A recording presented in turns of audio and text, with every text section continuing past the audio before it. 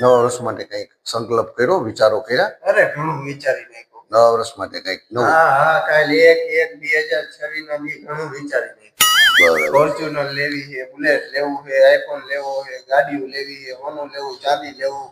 આટલું બધું લેવું છે? ઘણું બધું કહેવાય. કપડા લેવા જશે પછી દરી જોડી. એટલા બધા કપડા શું કરવાના?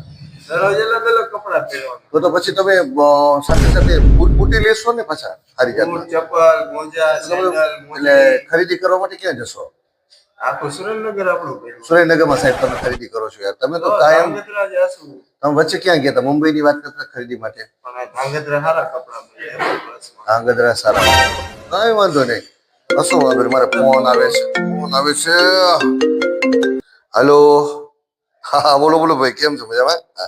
એટલે કાલે દાળિયા કપા વીણવા માટે જરૂર છે? અચ્છા, હા કપા વીણવા માટે દાળિયાની જરૂર છે. હવે મારું તો ઠીક છે, હું તો આવીશ જ. હલો, ફાઇનલ છે. તમારે બે ની જરૂર પડી છે ને? એક જ મિનિટ ચાલો, હોલ્ડ કરો. હવે આ મારા ભાઈબંધનો ફોન આવ્યો. એને કંઈક કપા વીણવા માટે દાળિયા ખૂટે છે 2 જણા. એટલે કાલ હું તો જઈશ, પણ તમારા ધ્યાનમાં કોઈ દાળિયું કરું એકાદું?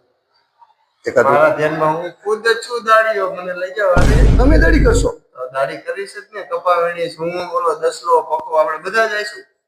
શું વાત કરું છો તમે? બધી ખરીદી કરવાની વાત કરી છે તમે? રીટો દાઢી પૂરી કરીને પછી ખરીદી કરવા જશું. એટલે તમે કપા વીણવા આવશો? હા કાલ ખાવાનું કરવું પડશે ને ભલા માણસ. એ ભાઈ, તું તો ભાગ્યશાળી હો. કેટલું બધું ખરીદવાનું, ફોર્ચ્યુન, આપણે આઈફોન, સોનું, નવા કપડા, એટલું બધું એના આઈડિયા કર્યા છે. ઈ માણસ તારે ત્યાં કાલે કપા વીણવા આવશે ભાઈ. અને સાચવજો. એ ભલે.